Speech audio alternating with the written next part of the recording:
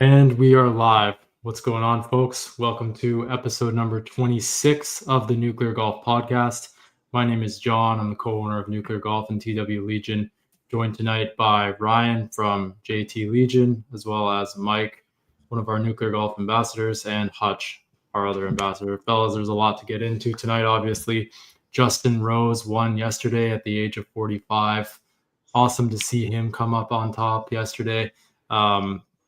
Also, we have a BMW Championship preview this week. There was a live event as well over the weekend. It had a pretty good finish, went to a playoff. The caddy carousel continues for Colin Morikawa. Fifth caddy. We've talked about it quite a few times. Tommy Fleetwood fell short as well over the weekend once again. And then the BMW this week, so we'll get into that. Hutch, did you have a chance to watch the action over the weekend? I did get to see a good bit of it yesterday. I know the big story should be Rosie winning because, I mean, great story and all, but gosh, it's just the Tommy thing again, man. I feel so bad for the guy, but you got to give him his props. He does the interview every time, and he stays so positive about it. Like, he puts such a positive spin every single time and tries to take something good out of every – I mean, let's just call it what it is. It's a collapse. And every time he does it, he tries to take some positives out of it. It's just, I feel so bad for the guy. Yeah, right. It was tough to watch, man. It was really tough to watch Tommy towards the end there. He just unfortunately, this is kind of a pattern.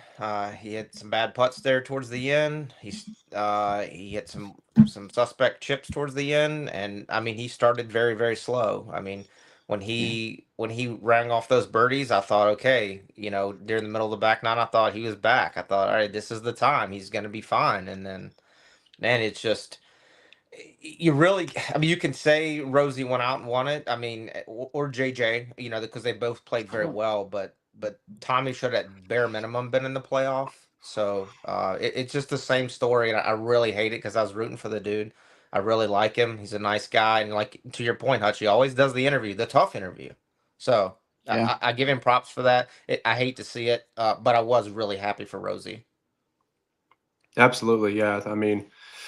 You're just gutted for Tommy Fleetwood because, I mean, he's been in this position numerous times and he's had so many chances to get it done. And he obviously has the game for it. I mean, it's one of the best swings on tour and he just absolutely looks the part. But for whatever reason, coming down the stretch on the back nine, he has a lead or he's tied for the lead. He's right there. And then, all those little feel shots that, you can really tell how someone's nerves are. They just go away for him, like you said. That was it 16, that par 5 where he hit that bad chip. I mean, that should have been an easy up and down in a normal situation, and he just didn't get it done. A few bad putts down the stretch, and it cost him, sadly. And I still think he's going to win in the near future. He's too good not to. Eventually he'll break through, but yeah, I've got to give him credit for. Go ahead. He did a similar thing at was it Travelers that the last one he almost had where he misclubbed on the hole, like he misclubbed again. Yeah, he hit yesterday, the wedge instead of the nine. Yeah, I mean it's just simple things, and we've had this conversation before. We talked about it after Travelers that eventually it's going to happen for him because he's way too talented. Like I think I even said then there was a long time where we talked about Sergio being the guy that couldn't get it done in a major or whatever, and then finally got it done. Like eventually talent is going to overtake this, and if he keeps giving himself enough opportunities, because he's clearly playing good enough golf to be in contention, nobody questions the talent, nobody questions the game, nobody questions whether it can happen. He's just got to do it. And I think at one point, like maybe he'll get somewhere where it's just like, it's almost where he's just like, all right, screw it. I'm just going to go for it. I'm not going to think about it. I'm not going to overthink it, whatever. Maybe that's what happens. Maybe that's what it takes. It's going to be a big deal when he finally does it though. Yeah, it really is. At this point, he's going to be on the butt end of a lot of jokes, unfortunately, which sucks because he's such a nice dude, it seems like. Yeah. And again, like I know I've said it already, but just all the props in the world to him for doing the tough interview, like you said, Ryan. Like that's a hard time. That's a hard time to talk right after you've done that, and he does man. it every single time. It is. I just wonder, like, I wonder what the conversations are like in his camp and stuff about the nerves, because it's clearly nerves. It's not talent. It's not ball striking. It's not a flaw in the game. He can chip. He was putting amazing all week, so it wasn't that. It wasn't his driver. He's a consistent driver of the ball. He hits the same shot shape all the time, pretty much. He's a solid player. So it's not a game flaw. It's just a flaw in the psyche somewhere, and I don't know where that's at. It just needs to be addressed somehow. He just needs to figure out a way to get over it. I don't know what it's going to take though. Yeah, He's going to see that sports psychologist, the one that works with. I've seen him work with like Alabama football, and then he worked with Frankie from Barstool and got him over the chip yips or whatever. So geez, he needs to go see him. Is what he needs to do. Yeah, I don't know if you guys remember this, but Adam Schefter, who's a big-time reporter at ESPN for the NFL, he put out his golf comps to NFL players, and he said that Tommy Fleetwood was Dak Prescott, which, if you're familiar with the Cowboys, that's not who you want to be compared to as a golfer, just because the stigma that it's associated with him not getting the job done, and the talent's there. Oh, but I thought you were saying he sucks. Well, look at it this way. Like, Dak was like second in the MVP voting a couple years ago. Like, he puts up the stats and, like, it looks like it's there, but for some reason, whatever can go wrong will go wrong. So hopefully, I'm sorry, Dak doesn't suck. I just had to make the Cowboys joke. Yeah, don't worry, Hutch. I got something for your Falcons later. It involves 28-3. I know. Just whatever. No. It always does. So, fellas, Tommy Fleetwood, the numbers are a little bit tough to see. Yesterday, 162 events played, 29 top fives. It's 11 more than any other player without a win, according to our guy, Justin Ray. 43 top 10s, 6 runner-ups. He said after the round, I'm getting close. That's the good side of it. I'm obviously disappointed, but when you look at the positives, I was right there with a chance. It's hard to win. I just didn't get it done. Like you guys mentioned, good on him for talking. He did some interviews after the round. It can't be easy. He's a good sport about it, but it's getting to that point now where he's just unable to get over the hump. And it just feels like he's had his chances. Yesterday, it felt like it was his opportunity. Rose obviously got hot in the very late stages there to run off 4 birdies in a row. Huge finish for him, no doubt about it. But it was Tommy Fleetwood's opportunity. Like, Scotty Scheffler didn't close the door. Wasn't able to get it over the line yesterday. But I mean, geez, like, Fleetwood's right there. It's just a matter of time. Obviously, it feels like he should have gotten that win by this point. That's 2 times this year now, like, very quick succession that he hasn't been able to get it done. But he still has hope. Obviously, he says the fans are behind him, and he's gonna get it done at some point here. Do you guys see that happening next year, or when do you guys see that happening? Well, prior to Travelers, I remember in his interview after the Travelers where he pretty much said, like, hey, I haven't even been in this position all year. Like, he had not had the greatest year going into that. So, I mean, I guess it is kind of encouraging that he's playing well enough to be in this position, to be in a spot to blow a lead like this twice. Yeah.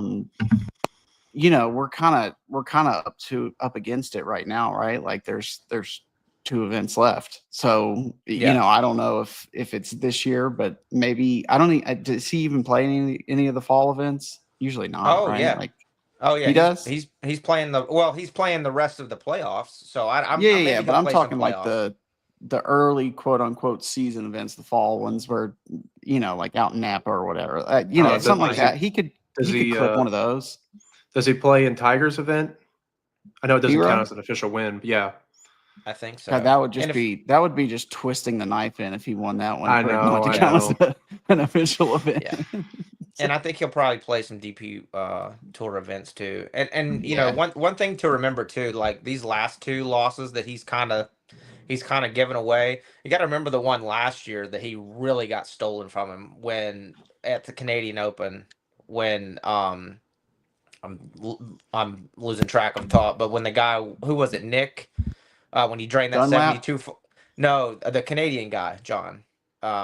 when he drained that 72 footer on the last hole to beat him. Oh, You know what I mean? Like he kind of got Yeah, that yeah. one. Like Nick Taylor. Nick Taylor. Nick Taylor. Yeah, Taylor. when Yeah. Adam Hadwin tackled him. And all. Yeah, so like Canadian hero. that was 100% stolen. I mean, you don't see a 72 footer going in, but that's what it was. So he Yeah. kind of got that one stolen from him. So I don't really count that one, but these last two at the Travelers, like he let Keegan in and he let Rosie and Spawn in. I mean, he just did, and because when he rattled off those birdies on the back, I thought it was him, but he just Yeah. didn't finish.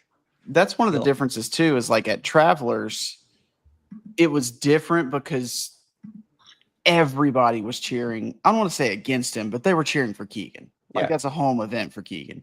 In this one, I felt like the crowd was, I mean, they'd have been cool. They were cool with Rosie winning. They were cool with JJ, but I think that it would have been massive if Tommy did it. I think they were more behind him on that one. I guess I could kind of explain away the Travelers a little bit in a way because of the way the crowd was. On this one, I can't give him that. Like Yeah. he should have at the very least been in the playoff. And those boys went out and made birdies, and they played great in that playoff. Mhm. He could have gotten eliminated on the first hole, but he should have been in the playoff at the very least. And that's Yep. just That at a bare minimum. and that Yeah. 18th hole sets up really well for him too. So Yeah. it's kind of hard to Yeah. not imagine, he could have maybe won that playoff too, but all hypothetical. Yeah. It was tough. It was tough to see Fleetwood, with the chip. I think it was on 17.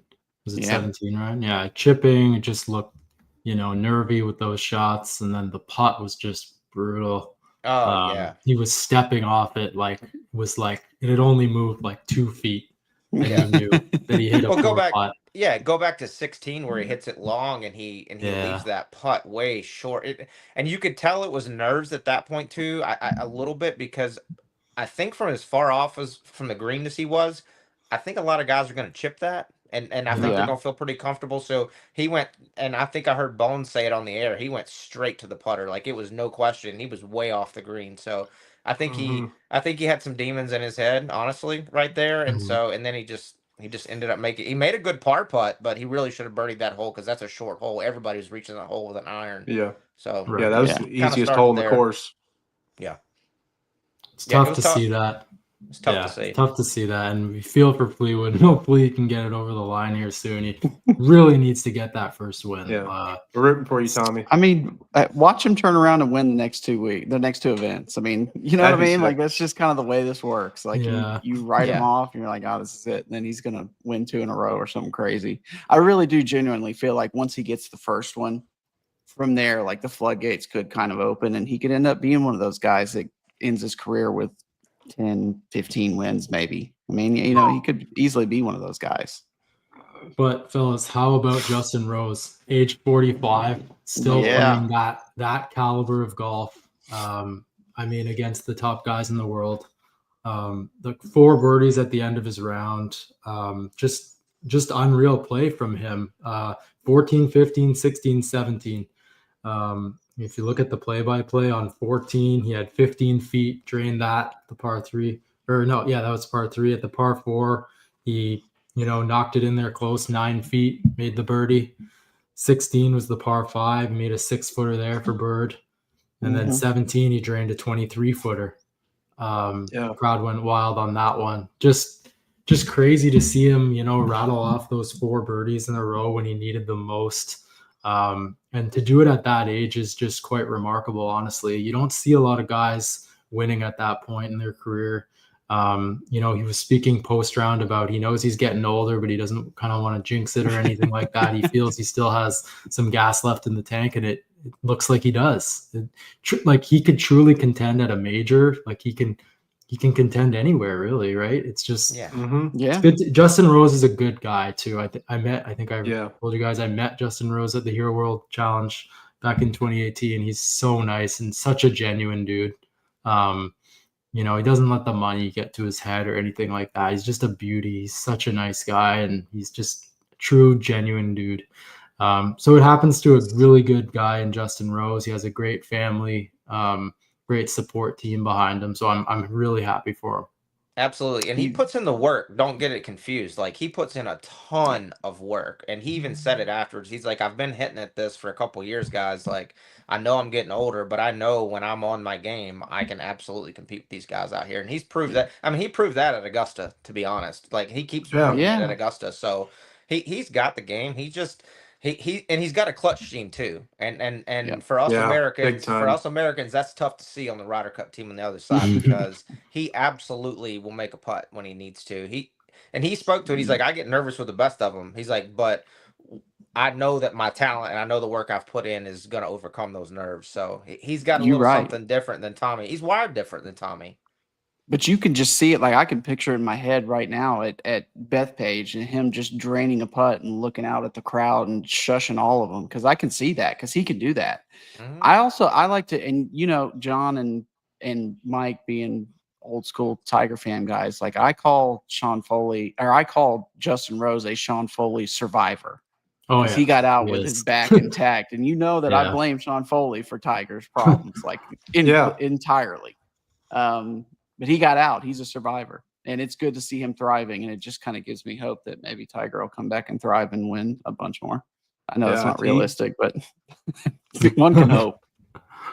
We're praying. But, I mean, you look back. I mean, Rose he's been one of the best ball strikers out there for nearly 30 years now. I mean, he finished fourth in the Open Championship in 1998 as an amateur.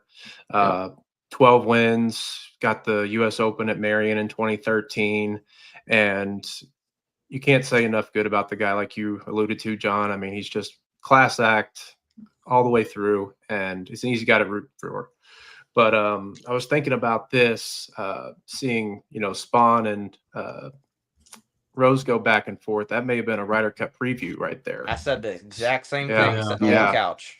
I mean, they're both just so dialed right now, and Rose is a really good clutch putter too. Like, I mean, I can't count how many times I've seen him just give our side U.S. daggers at the Ryder Cup, and I would not be surprised to see him doing the same thing at Bethpage come October. And JJ has proved this year too, Mike, that he is absolutely a clutch putter. U.S. Open, he made clutch putt after clutch putt this week too. He's got some nerves of steel, dude. Yeah, and those boys, they played 18 and then the first hole of the playoff the exact same way. Like they both had the same exact putt that they had in regulation, which was crazy. Exactly. And JJ kept having them long ones, and they were on the playoff holes. And 18 too. It was just like eventually one of these is going to go in, and then he poured one in, and Rose ended up making his on top of it, and we got to go to another hole. But JJ is just like, and he locked up. I know. I saw that we had tweeted it that he locked up his spot on the team, so he'll be there. It could very much be a preview. Like that's very realistic, and that would be honestly that would be a fun match to watch. Yeah, like that would be a good watch. And I'm kind of having to soften my stance on JJ a little bit at this point because I thought it was a flash in the pan, and apparently not. And the ironic thing too is on the third playoff hole when they moved the pin. It's funny, they moved the pin to basically where JJ had hit his approach shots every time. All those other time, and the ironic part is Rosie made the 11-footer and JJ missed the 7-footer. It's like, dude, it was crazy because that is exactly where JJ had been hitting it every single time. I mean, he'd been laying back off the tee a little bit. Rosie, we didn't really get to talk about it, but Rosie's that one where he was standing on the edge of the water. I was just about to say that. Yep. Yeah, he got very lucky that first tee ball. He could have been wet. Yeah. It was funny. And then literally he could have fallen in the water too. That's another part of it. What he said he could have fallen in the water. Go ahead, Ron. Sorry. Oh, what he said was he said driver. So most people weren't hitting driver there, but he said driver was perfect for him there because he said if he pulled it, he knew he could carry it, and if he pushed it, he would probably be short of that last bunker. So driver just absolutely worked out perfect for him, and he hit driver every single hole. He hit it in regulation, and he hit it on all 3 playoff holes too. So it was set up well for both of those guys. But yeah, that was a hell of a shot. I mean, he could have fell when he first took a practice swing. He about fell in the water there, so it was pretty edgy. Well, he could have. He knew he could carry it. He carried it by about 3 yards. Yep. He did, so. I said yesterday in the chat, like when JJ Spawn and Justin Rose were just trading shot for shot, I said like this feels like some amazing golf that we're watching right now. Yeah. Any true golf fan would have enjoyed the broadcast yesterday, I think. Just in the lead up to the playoff, getting to the playoff, seeing what was going to happen there. And then like that second playoff hole, JJ drains that long one. Was it second? I think it was second playoff hole. Yeah, JJ drained that long one, and then Rose drained like I think it was an 11-footer. Pretty clutch moments there in the playoff. So it's just unbelievable to see those guys. JJ Spawn has that clutch gene in him for sure. Does. He's come up with some big moments. I mean, it feels like nothing can really be too big of a moment for him now, like after the U.S. Open. No. I think the narrative that the moment was too big for him kind of started with the players when he came back for that playoff and put it in the water right off the rip. Like, so I think at that point we kind of, because I mean, really for a lot of people, that was their introduction to the casual golf fan. That was their introduction to JJ Spawn. So you kind of shape it off of that, and then you see the U.S. Open, and he's just gradually building to where now it's like we said, Ryan, like we've had to soften our stance on him a little bit. Yeah. Like he's a player, and I mean, obviously they're all players to be on tour, but he's certainly somebody to be reckoned with, and it's going to be fun to watch him in the Ryder Cup. Yeah, and I think the way that he's won these tournaments too, and the clutchness of I think it's really going to help him. Because I think the nerves are going to be so unreal, at Bethpage, that I think that some of these moments are hopefully preparing him for that big moment. Yeah. So speaking of Bethpage, we have some news about the U.S. Ryder Cup team. Keegan Bradley, the captain, who's probably going to be playing on the team if we're being honest about it. He exchanged some texts with Sports Illustrated's Bob Herrick. He said that a lot of the guys on his team are going to be playing the Pro Core Championship in Napa. Which I thought was a pretty interesting development because that's usually like a nothing burger tournament. Nobody really cares about that. It's kind of early to mid-September there. I think it's September like 10th to 13th or something like that. So a little bit of a break after the Tour Championship. Get the guys back into form before the Ryder Cup. He said, quote, "No one is required to go, but the boys feel like this is the best course of action to be ready to play at their highest level at Bethpage. I think the guys want to feel ready to go at Bethpage, and they feel this is the best way to do it." Bradley also said that if he is going to be a playing member on the team, he'll also tee it up in Napa. So it's going to be interesting to see a lot. That's going to be a pretty loaded field at the Pro Core Championship this year, which is usually really not much of a tournament. It's normally filled up by some lower tier guys, right? We're not typically. Yeah, it's usually where the Pat and Kazires get ahead on the FedEx Cup standings for the next year. Get a jump on the standings. Yeah. So that should be interesting to watch. And I think, based on past history, when they ask those guys to go and play in something like that, most of them usually go, right? Like, it's like the scouting trips, right? Like scouting trips, I think the entire team went over early. I think it was over to Europe prior to the Ryder Cup a couple of years ago. I think there was a couple guys that didn't go. I want to say it was like Xander and Cantley. Yep. Both had like pre-planned vacations or something.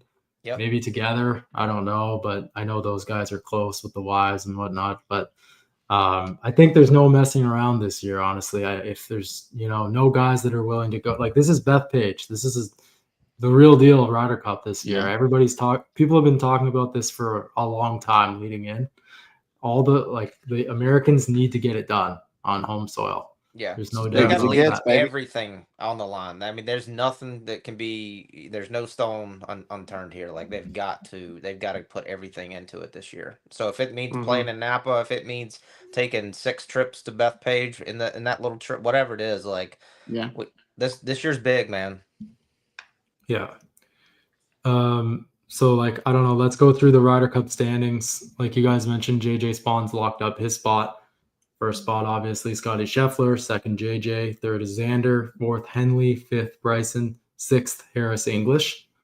7 through 12 is JT, Morikawa, Griffin, Bradley, McNeely, Novak. And then 13 through 20, Harmon, Young, Cantley, Burns, Clark, Glover, Berger, Batia. Akshay Bhatia, that's an interesting one because he's currently in the 20 spot. He had a pretty good finish there yesterday. He finished T6, which is same spot as Ricky Fowler. They both finished at 10 under par. What does Akshay Bhatia need to do, Ryan, to give himself a look? Or do you think it's getting late? He has to win. Zero questions. He has to win. He has to win next week, honestly. I mean, like he went out, I think he shot 63, either shot 62, 63 or 63, 64, right? And then he didn't play as well over the weekend. So I think he's got to win. Like at the 20 spot, I mean, there's just too many guys ahead of him that will probably warrant a pick. So I think he's got to win. And even that might be questionable, to be honest. Yeah, I don't think that'll be enough. Honestly, I don't think winning would be enough for him. I think you got to win, and then you got to go win the tour championship too. I mean, like you got to be the definition of who's the hottest right now. Like that's I feel like the only way he's in. So yeah, he's got to run away from the field next week. Like he's got to win by 4 or 5 shots in my mind. Yeah, to warrant a pick. Maybe Cam Young coming off his win at the Wyndham Championship. It's a solo 5th place finish last week. I mean, finished 11 under par. He shot 6 under in the final round. He's playing some good golf, and he's making the case for himself to be a pick. And as of right now, he's in the 14 spot. So if you guys are looking at 7 through 12, JT Morikawa, Griffin, Bradley, McNeely, Novak, is there anybody in there that, doesn't warrant a pick in your eyes? I mean, I'm not looking at Maverick McNeely as Novak, I'm not looking at him as getting a pick, to be honest. I mean, he's not hot enough for me to pick, I don't think. Yeah. I don't think Novak either. I mean, I think that there's too many guys. When you get to a point like that, like I think experience kind of matters a little more, especially in this one. This one is so important. And so I don't think there's a way that Keegan's not going to pick himself as one of the picks. And so just experience matters. So going with these young guys, I know in the past, like we've had it where we've put a bunch of rookies on the team. I don't love that strategy. I don't think that that's the right move, especially considering that with Keegan being a playing captain, like he's not going to be able to be as involved as the quote unquote captain while the matches are going on. So there's a time for it. I guess there's a counter argument to be made that if you're going to have a bunch of rookies, like doing it on home soil is probably the best thing to do. But I'm with you. McNeely, Novak, I just can't, and Bhatia too, for that matter. I just can't warrant that pick. I can't get behind it. I can't rationalize it in my head enough to make it make sense. Another interesting one is Wyndham Clark. He's currently in the 17th spot, but he just failed to advance into the tour or into the BMW Championship. He finished outside of the top 50. I think we can eliminate him probably from consideration as well. Would you guys agree, Mike? Yeah, I would. Yeah, absolutely. Yep, means all the signage is safe.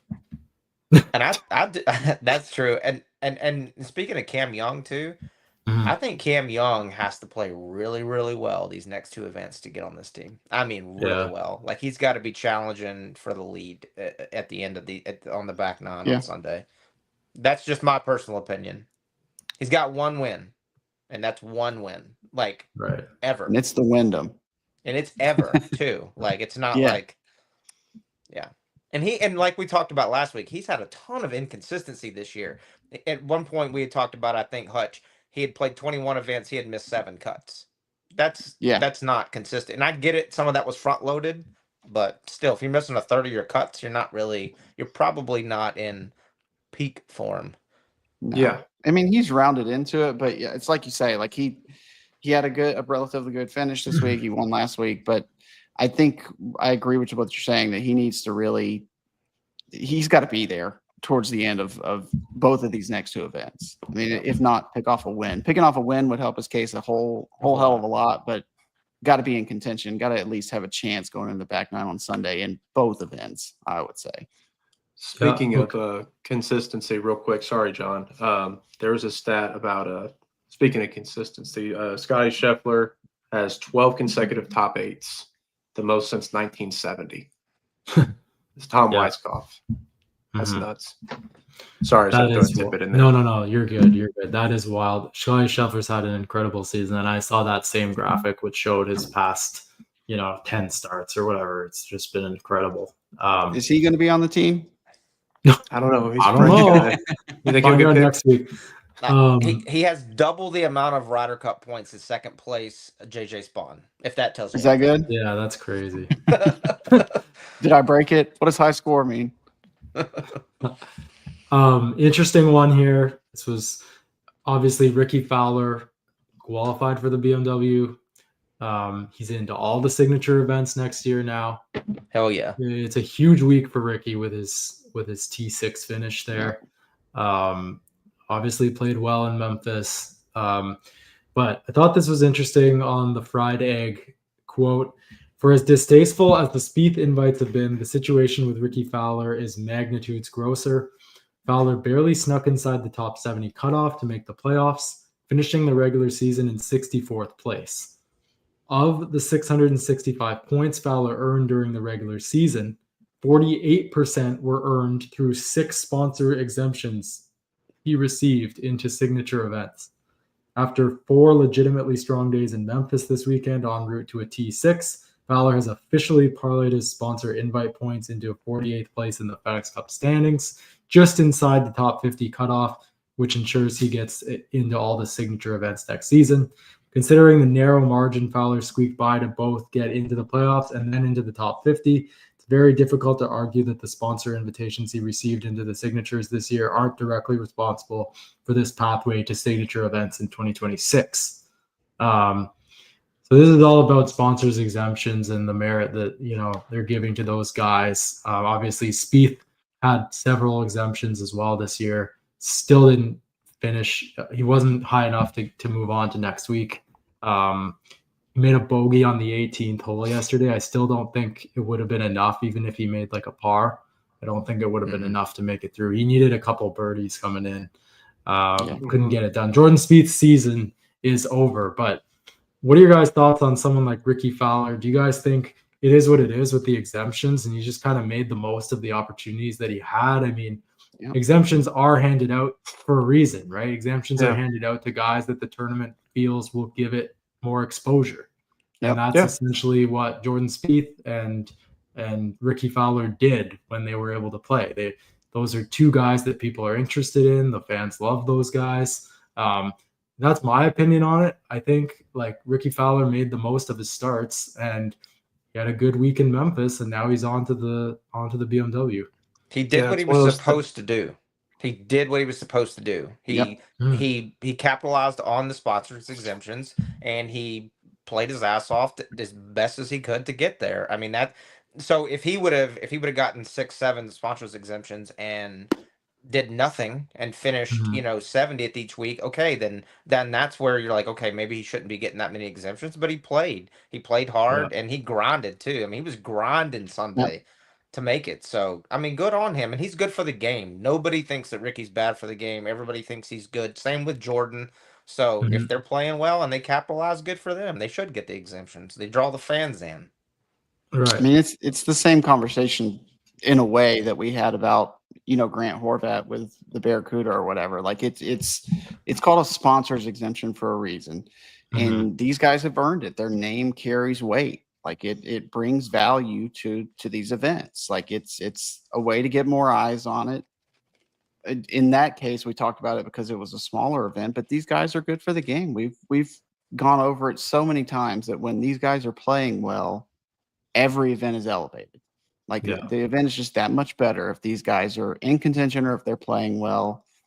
Ricky, he's not out here begging for these exemptions. He got them and he made the most of it. Like how can anybody fault him for that? What's he supposed to do? Say, no, I didn't earn my way into this event, so I'm not going to play. Like, come on, like this is just silly. Like, let him play, and he's done well enough to where now, as you see, he gets to keep going. So good for him. Yeah. The game is undoubtedly better when Ricky Fowler's playing well. Yeah, sure. No, absolutely. I think Ricky Fowler, definitely a guy that the fans love. It's always been that way since he really emerged. He's got that flair to him. Maybe he's lost it a little bit he's lost it. There's no doubt about it. It's not the same Ricky that he was a younger guy back then too, right? When he was full on orange bill hat, flat bill. the Puma flat bill hat. Yeah, those were the days for Ricky Fowler, but it's good to see when he finds form and he's able to put it together. And I mean, nobody's complaining that Ricky's in the BMW, I don't think, or into the signature events next year, right? And we all get more boring as we get old anyway. So it's just the way it is. Yeah. Like you lose that remember spunk about too, you a little bit. It's not been that long since he had a chance to win the U.S. Open against Wyndham Clark out in L.A. That's only a couple years old. It's not like he doesn't. He's not playing. It's not like he's playing terrible. He's given himself some chances here and there, and he's making the most of it. So I'm all for the exemptions. He won in Michigan, right? He won in Detroit. That couple years, yes. It's not like it's not like it's been that long. We're not talking about somebody who's like way past his prime. Like he's still got it in him, and obviously, I mean, for him to make it into the second playoff event, he's obviously playing well enough to get there. So. Again, like the PGA Tour is better off when these guys are playing well. All right, let's move on. Colin Morikawa, T22 this week or last week in Memphis. Finished 6 under for the week. Is that what place he got or what caddy he's on for the year? Almost. I was just gonna say 5th caddy. His 5th caddy of the year, which is just incredible if you really think about it. I mean, to use that many different guys throughout the season is pretty wild. So 5th different caddy, Mark Urbanek is on the bag now. That's the longtime caddy for Tony Finau. He's been searching for a replacement since he parted ways with JJ Djokovic. He also worked with Joe Griner, Billy Foster, and college teammate KK Limbasut. I don't know the pronunciation on that one. But just been a carousel of sorts for Colin Morikawa this season with the caddies. What are your guys' thoughts on this? Do you think he's finally found someone that he's looking for some longer-term stability with? Is this more of a trial here till the end of the year? Ryan, you're a caddy guy. What do you think? Yeah, I mean, following Tony for so long, so closely, like I've seen the interactions between him and Mark for a long, long time. And I do think, as opposed, and I love Joe Griner, I love his style, but Mark is a little bit different. Mark is concise and he's to the point, but he also is very, very open to the players' perspective. And I think that's obviously, as we've discussed before, I think that Colin needs a guy who's kind of going to be more of a confirmation type guy. And I do think Mark is that. So I honestly see Colin and Mark lasting pretty long. Now I have nothing to go off of based off of the carousel, but still, knowing the personalities, I do think that they mesh pretty well. Yeah. Mike, what do you think about it? I mean, he's just throwing crap at a wall and hoping it sticks. I mean, that's basically where he's at right now. So I mean, whoever he plays well with next, that's who's going to be on the loop for a bit. That's where he's at currently. So, I'm kind of over him doing this. Honestly, he's needs to take a look in the mirror and hold himself accountable. At the end of the day, he's the one hitting the shots. He's the one who makes the calls, and stuff hasn't been going his way for a little bit of time now. So it's time for him to put his big boy pants on and do something about it. Well, Mike just stole everything I was going to say, so you can just skip me. another interesting development on the caddy front. Tony Finau hired Tim Tucker, who was Bryson DeChambeau's former looper. So I think Tim Tucker, when he parted ways with Bryson, kind of said he was going off to do his own thing with the private limousine service, I believe it was. Is that right? Do you guys remember that? I think he was running a private. You guys hear about that? Tim Tucker was running a career change. Yeah, Tim Tucker. Let me just search it up. Tim Tucker limousine. I think he was running private jets on Live to private limo service owner. Yeah, here it is. It was Abandoned Dunes shuttle bus service. For golfers that go in to play the course, like a luxury limousine service. That's what Tim Tucker was doing. Like that was his kind of business venture after parting ways with Bryson. Interesting. And if But you now guys he's remember, back with Finau. yeah, he's working with Finau, and it's being reported that it's like a full-time thing. Hmm. I don't know if that's true or not. But Golf Week reported that his business at Bandon Dunes is a successful shuttle operation. He's also invented a putting alignment device. He's a big data guy, right? Like just like Bryson was. Like those guys got along. You guys Makes remember sense. when they parted? I remember when they parted ways. I want to say it was at like the Rocket Mortgage or like a day before the Rocket Mortgage was set to begin, and they Yeah. obviously had some sort of blow up. It was quite a Yeah. It was messy. yeah. It was a pretty big story when it happened. Oh, well, we've all had a messy breakup before. You know how that gets. Right. It's always her fault. They played it off at the time, right? They played it off at the time, though. I think they said like, "Yeah, there's no drama, whatever, mutual decision." And but anyways, the carousel continues for Colin Morikawa, and it remains to be seen how things go for him the rest of the way this season. I think he's 19th in the FedEx Cup standings now, so he's heading into the BMW Championship with an opportunity to kind of improve his spot. So the top 50 is now set, right? We've got top 50 guys at the BMW Championship this week in Delaware. Rory McIlroy is back in the field after, missing out the first week. Now, the day after we recorded our last episode, there was some news. Peter Malnati, who sits on the PGA Tour Player Advisory Council, said he believes that there's changes coming, and he believes that there should definitely not be this loophole where top ranked guys who are, in the top standings shouldn't be able to just skip a FedEx Cup playoff event like Rory did. I mean, the rules are the rules, right? Like that's the way that he going into this week. What was he? Second? Mm-hmm. And what is he right now? Second? Third. Probably. So, yeah. No, I mean, no, I think I saw earlier. He's still in second, is what I believe I saw earlier. Oh, yeah.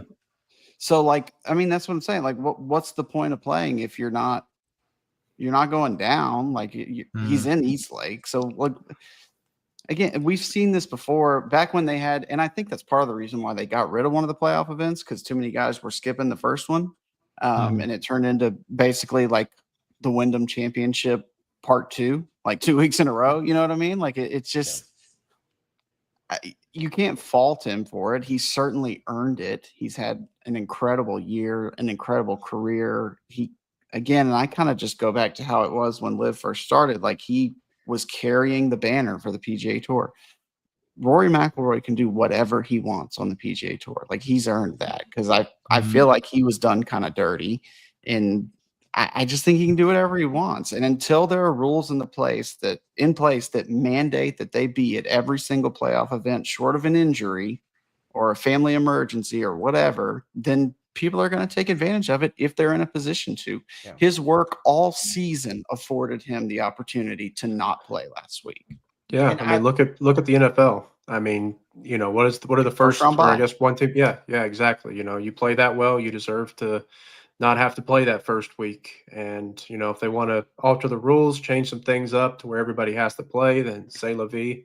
But as of right now, I mean, that's just the way it is. And, he's had an incredible season and he has every right to take this week off if he thinks that's what's best for his game long term.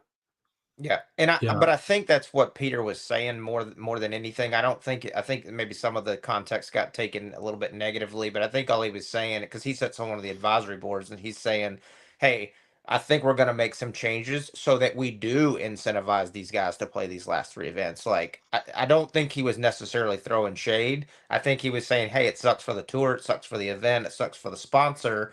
But next year, maybe we're going to have some provisions to where these guys are definitely incentivized to play these last 3 events.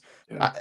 But you're right, Hutch. He's 100% earned it. He can do whatever he wants. He knew he wasn't going to fall, but so far, and he knows he can still win the FedEx Cup. So it's not really that big of a deal. But it does need to be changed. There needs to be incentive for these guys to play these last few events. I mean, that's if you're going to make the playoffs, this big, then you need to have the top guys there.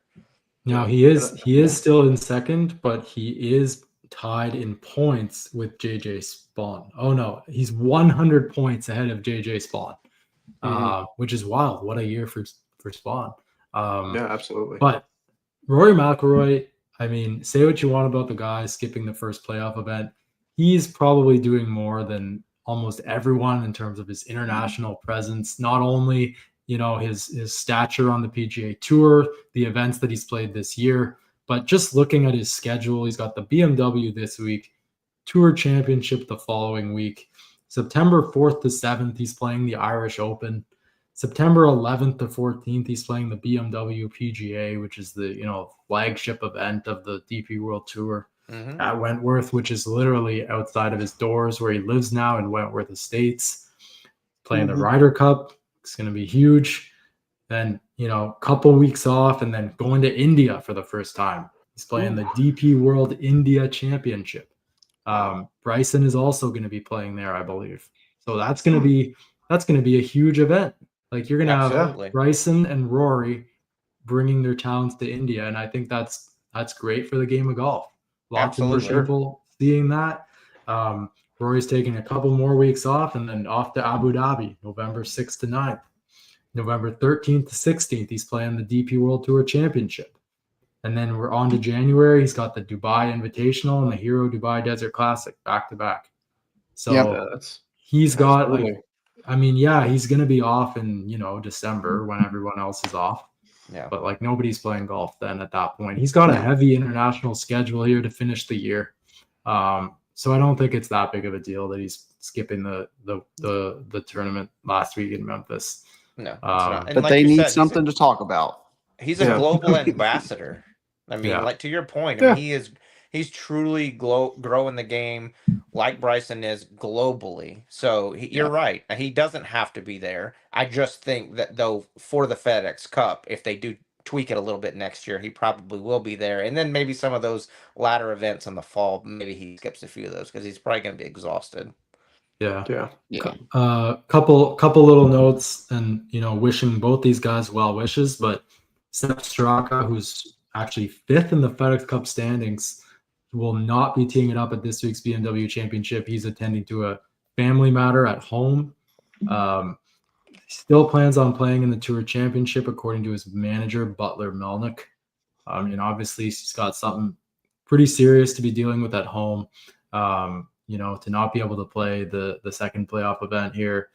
He's 5th, so he's in position going into the Tour Championship. But our thoughts are with Sepp Straka. Obviously, something's going on there. The other guy we wanted to send our well wishes to is Scottie Scheffler's caddy, Ted Scott, who obviously had to leave Memphis urgently on Saturday night to attend to a private family matter as well. So Scheffler had a fill-in caddy who actually made the drive out from Dallas. He drove 6 hours. Todd Lewis reported that, several other tour caddies volunteered to, caddy for their guy in the morning and then be available for Scottie in the afternoon. I'm sure the team appreciated those offers, but obviously they had somebody who had already caddied for Scottie in the past. And the PGA. At the PGA, yeah. Mm-hmm. Yeah. So, anyways, I don't know if it really affected Scottie or anything like that on Sunday. Wasn't able to get it done, obviously, but he still played high level golf, right? Yeah. That's Scottie Scheffler.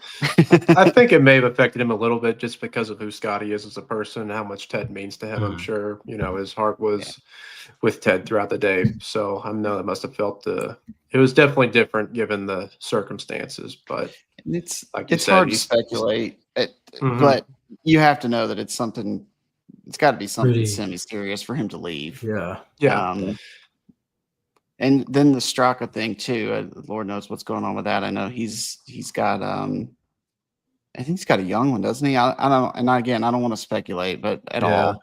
Who knows? I'm going to try to see if I can figure out what's going on with that. But thoughts are with them both. And again, they'll both be fine. They're both in East Lake. They both get to, you know what I mean? Sepp in particular, he'll be at East Lake. That's the plan, at least according to his agent. So. So what's the protocol then for the BMW? Is it just going to be 49 players this week or okay, Yeah, gotcha. I think Yep. so. Yep. So Caves Valley Golf Club, fellas. Mhm. I think there's been playoff events here before. Caves Yes, Valley. they the last time that happened was in 2021. Patrick Cantley won there in a Yep. playoff Okay. against Bryson DeChambeau. Actually, a lot of live guys Right. did well at that last BMW event there at Caves Valley. If you go look at that leaderboard, Kepka's up there, DeChambeau, Rom, all your boys, Hutch. They were all up Yeah, there. listen, they just put on great event after great event, and everybody just hates on it. I'm They sorry. did. They We're sure gonna did. we're gonna very- touch we're gonna touch on the live event as well here. I'm just gonna tee up because live has an event this week as well, I believe. Yeah, it's in Indianapolis. Yeah, so we're gonna tee that one up. We're gonna tee up the BMW first. Okay. Tournament scoring record, 27 under par. Patrick Cantley and Bryson DeChambeau. They went to a playoff, I guess, in 2021. Mhm. Yes. Yeah. So should be a good week. Obviously, I mean the course is what it is. I don't know what your guys' thoughts are on the course. Guys went pretty low back in 2021. So we'll see how it goes this year. $20 million purse, 7,300 yards. It's a par 70. And yeah, what are you guys thinking about going into this week? Is there anyone that you have your eye on? I mean, all these guys are playing pretty well now. They're getting into a rhythm here, playing consecutive weeks in a row. Is it the usual, like looking out for Scotty, or who you guys got your eye on this week? I For mean, sure. you're I mean, always you- looking out for Scotty. Yeah, I mean, he's Exactly. first and foremost. That goes without saying. I mean, he's the new Tiger, if you will. I mean, if he's in the field, he's the favorite. Simply put, Yeah. Rory played really well there a few years ago, so I'm definitely keying in on him. And JJ Spawn, Justin Rose, obviously those guys are on their game right now. So I mean, there's everyone who's here deserves to be there, and they all played the best golf this year up until this point, and Well, it's always a treat to. Everybody deserves to be there except Ricky Fowler, who got there because of sponsors exemptions. Yeah. But no, I mean, really, you gotta obviously consider Scotty. Like that's just, but that feels almost like a lazy thing for me to say. So I'm not gonna. The guy that I'm really picking, like Cam Young's had a couple of really good weeks. He'd be a good one to watch. I think Rory's going to come out and make a statement, especially. I feel like he plays better anytime there's anything negative written or said about him, or Mhm. even anything less than positive, which they're kind of been talking about with him skipping the first event. The thing that I want to see, for God's sake, I just want to see Tommy Fleetwood win. It's just what I want to see, right? Like I hope so badly that he comes and he can even win by 10 shots. That would be just fantastic. Give himself such a lead that he can't blow it on Sunday. Well, Like, at that's least he won't have starting strokes this year. That's right, Sure. right? That's love to see- who I'd kind of key in on. I'd love to see Keegan have a good week to kind of bolster his God, spot, yeah. Like that would be Cement it. huge. Like if he could go out and be in contention on Sunday, would just Yeah. further solidify the confidence that I think most of us have in him picking himself. I think that Yeah. would be big this week. Yeah. Okay. One more thing, John. Yeah, Sorry. go ahead. Go ahead. I keep cutting you off, but No, I'd like to you see too. either Cam Young or Chris Gotterup do well because they both have New York and Jersey roots, and me having those roots as well. I'd like to see those guys play well enough to maybe sneak into the Ryder Cup. And obviously Keegan, he went to college in New York, even though he's a Boston guy. He would love to win at Bethpage too. So yeah, those couple of Keegan guys, I'm thing. definitely. The Keegan thing is just that's such a good one too. Like this is just that time of year in the PGA Tour where like you just got so many. Everybody who's great is there. It's kind of like I know this is what they wanted with the playoffs to make it kind of like a mini major kind of deal, but just like there's so many exciting storylines and aspects and players, and like it's what it's supposed to be. I guess the idea behind it, but it's never going to hold the weight of a major.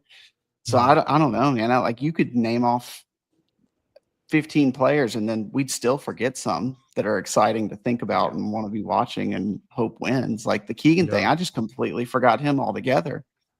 Wow, that'd be cool too. It'd be huge. Yeah, absolutely. It's crazy to look back at the 2021 leaderboard at Caves Valley, because if you look at the top 15 guys, just some of the names that are up there, like T6 Dustin Johnson, T6 Sergio Garcia, T9 John Rahm, T9 Abraham Answer, T12 Yeah. Harold Varner III, I told you, T15 John. Jason Kokrak. Like, I told Yeah. you, all those lip boys, they balled out at that tournament a few years ago. wow. But yeah, They're like probably you, lobbying for a live event there. Yeah. Sung JM, I think he was third, I Scores believe. get too low. he was third. Like you mentioned, Rory played well. Cantley, 27 under. Cantley ended up winning, right? So Yes. Yeah. Bryson obviously up there in second as well. So it was just littered with live guys at this place. But yeah, looking at this leaderboard, you had some guys in the mix there, like Sam Burns finished 8th, Alex Noren T9. Webb Simpson was T12 at that event. Finau had a top 15 here. Hovland was 17th. We'll be looking out for all the usual suspects who we expect to be playing well, but maybe somebody, lower down in the standings is due for a good week as well, right? Yeah. If you go God, way, remember Cam Young. That's what I'm hoping for. yeah, it'd be good to see, Cam Young continue his solid play. Like you guys mentioned, he needs to play well to solidify a pick if he's to get one. Yeah, I mean, if you want to talk about experience at the Ryder Cup, Cam Young has played Bethpage a lot, so there's probably something to be said for that too. Yeah. One thing to mention, this venue had a extensive renovation after it last played there in 2021. So that'll be good to see, the difference in some different hole constructions and stuff like that.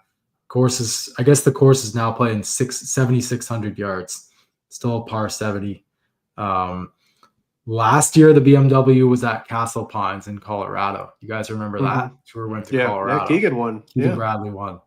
So top 30 advanced to the Tour Championship. So we'll see, who's on their game this week.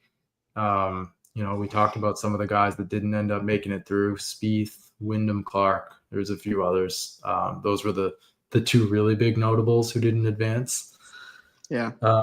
If we look at the top 50 guys with PGA Tour power rankings, they got, top 15. They had Kurt Kitayama, Akshay at 14, Harry Hall 13, Xander at 12, Fitzpatrick at 11, Cantlay at 10, Matsuyama 9, Ben Griffin 8, Tommy Fleetwood 7, JJ Spawn 6, Ludwig at 5, Cam Young 4, Justin Rose 3, McIlroy 2, Scheffler 1. So we'll see. I'm excited for this week. If I was to think of, am I going to watch this tournament at this venue? I'd probably be like, no, I don't know much about that place, but it's the BMW Championship. It's the second playoff event. Eyeballs are going to be on this just because of the strength of the field and the top 50. No cut at all these playoff events now. So we're getting down to the wire here. And if it has any of the same energy that this week had, like on the back nine, like it's going to be big. You know what I mean? Yeah. It just needs to carry over. Hopefully there's that same back nine leaderboard where there's a lot of guys in contention and a lot of guys who have a shot. And hopefully it's a couple of guys too that, like you said, are on the bubble maybe, or maybe who can need to bolster their pick, like a Cam Young. But I do think this would be a huge week for Keegan to show out well, like for his own self. All right. He just justified the pick right there. I mean, that's just. Yeah. I don't think anybody's going to question him picking himself, but if there were any doubters out there, and there shouldn't be, because it's a home field thing for him. Like not even just America, just in that corner of the country too. Yeah. Fellas, we got to chat a little bit about Live. Hutch. Yeah. Pretty good finish to the Live event yesterday. Yeah. Live Golf Chicago. There was a 3-way playoff for the individual title. It was between John Rahm, Jose Luis Ballester, who made a name for himself when he took a piss in Rays Creek. It's never going to get old talking about that. He's also the reigning U.S. Amateur champion. But, I mean, people really found out about him at Augusta, I think, this year. Yeah. Then He Burmeister. obviously made the move over to Live, but it was Dean Burmeister who ended up winning. Did you guys Yeah. have a chance to catch the playoff? I thought, coming home, it was pretty action-packed. Couldn't really tell who was going to win, and then Yeah. they went to the playoff.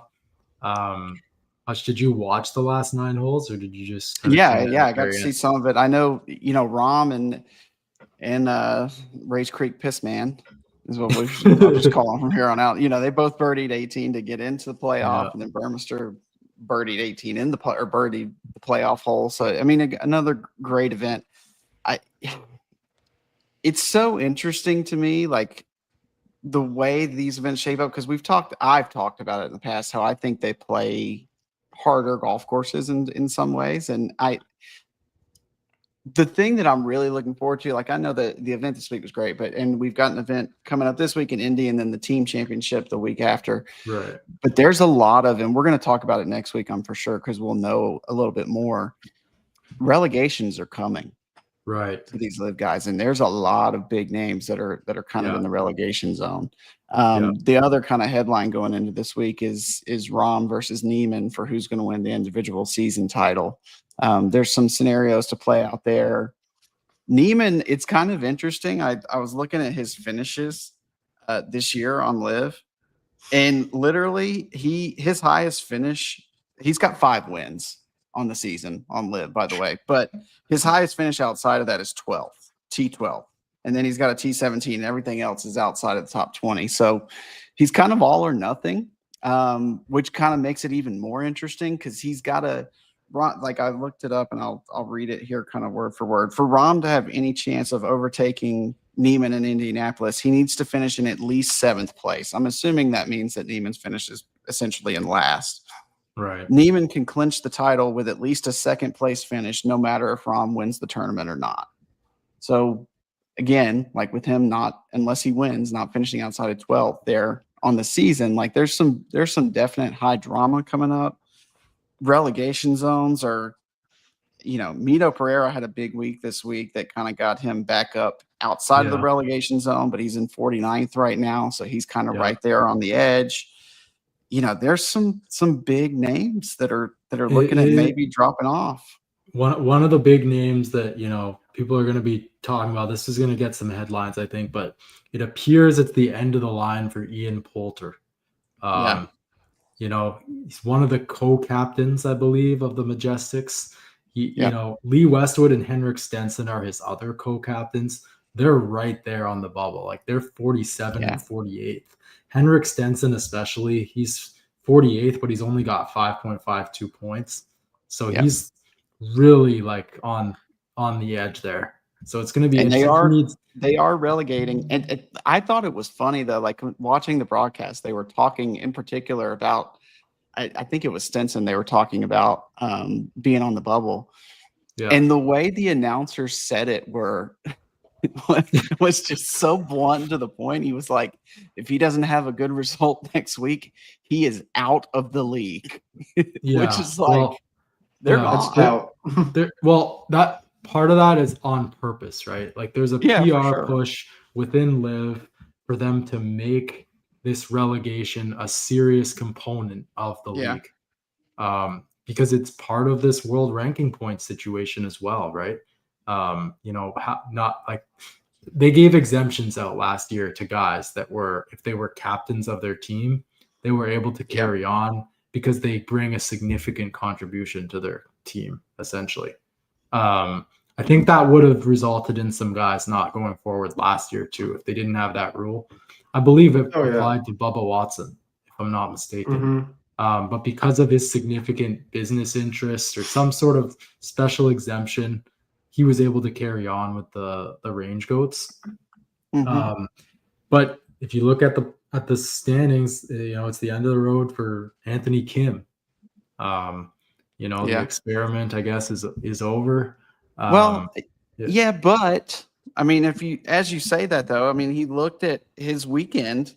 He shot 68-66 on the weekend. 66 ties the lowest round he shot in his 2.5 years back. I don't know that he'll get to continue on as a wild card. I mean, I guess being a wild card, kind of that's up to the discretion of the league. the bigger thing for Anthony Kim is he got his life back on track. That's the biggest For thing. sure. So, For Absolutely. obviously it's hard to take 10 years off from professional golf. And from what his account is, he started practicing like 3 months before he made his professional re-debut. Mhm. It's going to take some time. Like, you know what I mean? So I don't know if he's turned the corner. I don't know if he'll get another chance next year. I don't know. It feels like the wild cards, they've kind of got some just odd names floating out there anyway. It seems like they should Yeah. probably give it to AK. I don't know what that'll be, the league's discretion though. So we'll see what comes with that. Mhm. Yeah, I'm not sure what the chatter is about that, if Anthony Kim is going to be back. I'm sure there's been some reporting on that. I'll just have a quick look here. But yeah, it's going to be interesting to see how things kind of go, this week in Indianapolis. And then this is the last individual event. And then it's on to Michigan for the team championship.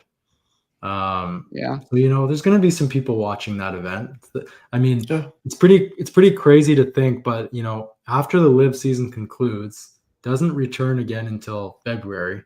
The next Yeah. time they play an event on US soil is not until May of 2026. So we're looking at it's 8 or 9 months. It's pretty for a US event, So it's going to be a while. So enjoy these last 2 events while they're here. We're still going to see some of the biggest. Yeah. We're going to see Rahm at the Ryder Cup, and right. So that and And Bryson. dude, we don't even know. That's what's kind of going to be super interesting going into this off season is we don't even know what professional golf is going to look like by that point. No. I know everything right now seems to be stalled out, but if you remember back to before they announced the framework agreement, we didn't even know they were talking. And then out of Right. nowhere, it's we've got a framework agreement. So we don't even know what the landscape is going to look like. It could be, who knows? It's You never an know. exciting but a different and interesting time in the world of professional golf. Yeah. I do think the golf landscape is going to look fairly similar next year just to what it looks like this year. I do feel like some of those talks have really slowed down. I really kind of feel like that we're not sitting at the same table right now with the 2 leagues and all the other parties involved. That is a long time for Liv to not be playing on U.S. soil, and my guess would be if this landscape continues to look like this, that maybe they'll alter their schedule a little bit so that there's not such a lull maybe in the future. I don't know, Hutch, if they already have their 2026 schedule out there, but you have to think that they would probably try to bridge some of this gap of no golf. Well, I For mean, them. part of it though, Ryan, is that's part of what they sold some of these guys on was It's true. playing less golf and having a true off season, a true, real off season, a tangible off season, not one what does the PGA Tour have, 2 or 3 weeks where they don't have an event and then they kick right into the fall series? They sold some of these guys on that, and I don't know. I know, well, you can think about guys like Dustin Johnson who are just hell yeah, man. Wait, I ain't gonna play golf for 4 months? Okay. Let's go fishing. Sounds good. I'm going fishing. Right? Twist my arm. Yeah. So yeah, you would think, and I do think that they'll add more events slowly but surely if they continue in their current form. But they were sold on playing less events and less golf. I do think some of it also is interesting. Some of these guys are playing DP World Tour events. So kind of fitting that schedule in. I know they consider that while they're making the live schedule. The live schedule tends to come out kind of late and kind of surprisingly, it just kind of pops up. So I don't know. We'll see. And while we're on this, there's a lot of subject, negotiations, I'm sure, with courses ongoing because they're going to lose Doral, like you've talked about last week, John. So before we wrap it up, I just want to quickly mention, some interesting comments about this and the future of the game, because Hudson Swafford, who played for Live Golf, left the PGA Tour in 2022, I believe, made some interesting comments. He essentially said on Golf Subpar to Colt Knost that he was issued a 5-year suspension when he defected for Live Golf. He said that he's been having conversations with the PGA Tour.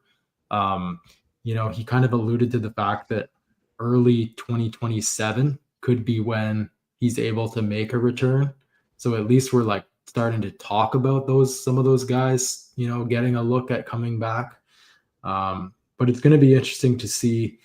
Obviously, he's one of the guys that resigned his tour membership when he, switched over to live. So we'll see what happens. He obviously won the American Express.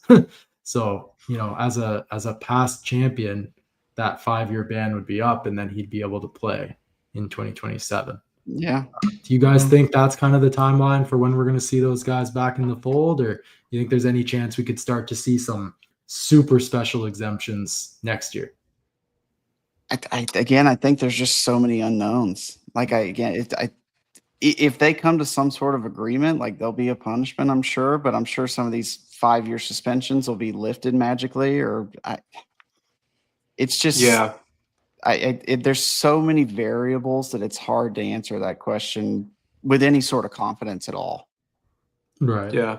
I think some of the guys like the DeChambos and Roms and Koepkas, that I think the They tour ain't will serving be a anything. little, they'll be a lot more lenient with those guys, and then they'll Yeah. try to make an example of some of the less notable names that defected. So we'll see what happens, but just based off of the little information we have right now, I mean, hopefully it's sooner than later. I mean, golf's at its best when all the best players are playing, and obviously, there's some of the best guys on live, and there's a lot of great guys on the PGA Tour right now. So the sooner we get a resolution, the better. If not, it's just going to be another, sad topic at the end of the day. One There's more one- quick piece to it too is I do think we need to let the new CEO get his feet wet with the tour. Yeah. And I think once that happens, I think we're going to start to see some, and so that 2027 time frame seems a little bit more likely than next year, because Yes. I guess Jay's probably going to hang around until probably the end of next year, I think, or something like that.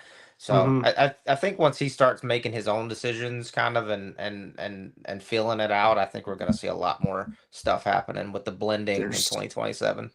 There's one correction to what Mike said. Golf is at its best when Tiger Woods is playing. That's the end all be That's a all. fact. That goes without saying, though. Like, I shouldn't fact. have to even That's say that. that's the only Look, correction I got to look, do look, for you there. I've got my I'd Frank on listen. right now. Yeah. Hit us up, SDR. Seriously. All right, fellas, I think we're going to wrap it there. We actually covered a lot of ground on this show, so it was a pretty good one. Looking forward to the BMW Championship this week. Thank you guys all for tuning in. As always, you can find our show live on X every week as well, live on YouTube. After the show concludes, it's available on Apple Podcasts, Spotify, and Amazon Music. Leave us a review on Apple Podcasts and Spotify, Amazon, wherever you get your podcasts. Subscribe. We appreciate all the support. Yes. We look forward to seeing you guys back next week for our BMW Championship recap and looking ahead to the Tour Championship next Monday. Until And relegation talk. then, and relegation on live. Who's getting fired? We'll have some. Who's getting kicked off the tour?